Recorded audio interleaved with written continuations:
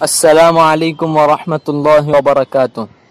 محترم ناظرین و سامعین کرام، میں اسید ربیع قسط نمبر 35 لے کر حاضر ہوں۔ بسم اللہ الرحمن الرحیم، سلسلہ نمبر 198، نکاح کا بیان۔ مسئلہ نمبر 592، غلط مسئلہ۔ عقد نکاح میں 3 بار ایجاب و قبول بہتر ہیں۔ صحیح مسئلہ۔ ایجاب و قبول 1 بار کافی ہیں، 3 بار نہ ضروری ہیں اور نہ مستحب۔ مسئلہ نمبر 593، غلط مسئلہ۔ قبول کے وقت انشاءاللہ کہا تو مذائقہ نہیں۔ صحیح مسئلہ۔ نہیں کہنا چاہیے، اس سے نکاح منعقد نہیں ہوتا۔ مسئلہ نمبر 594، غلط مسئلہ۔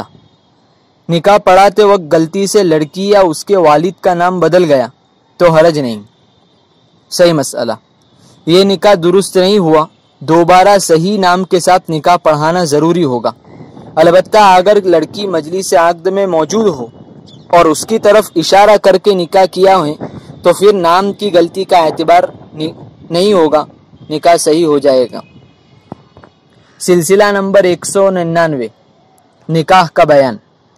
مسئلہ نمبر 595، غلط مسئلہ۔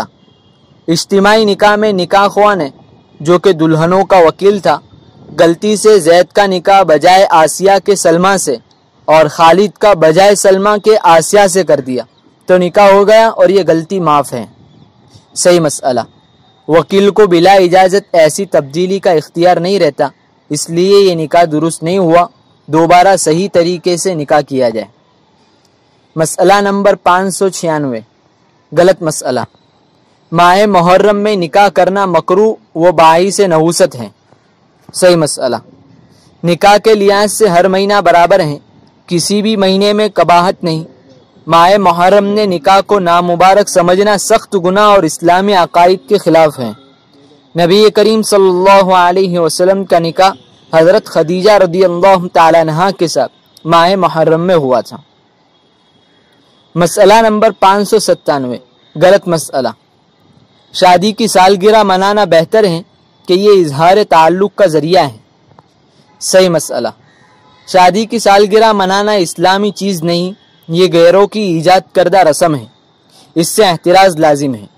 اسلام تو سال میں 1 بار بناوٹی اظہار تعلق کے بجائے ہر دن حقیقی و قلبی تعلق کی استواری کا حکم دیتا ہے۔ جزاک اللہ خیرا و احسن الجزاء۔ فرش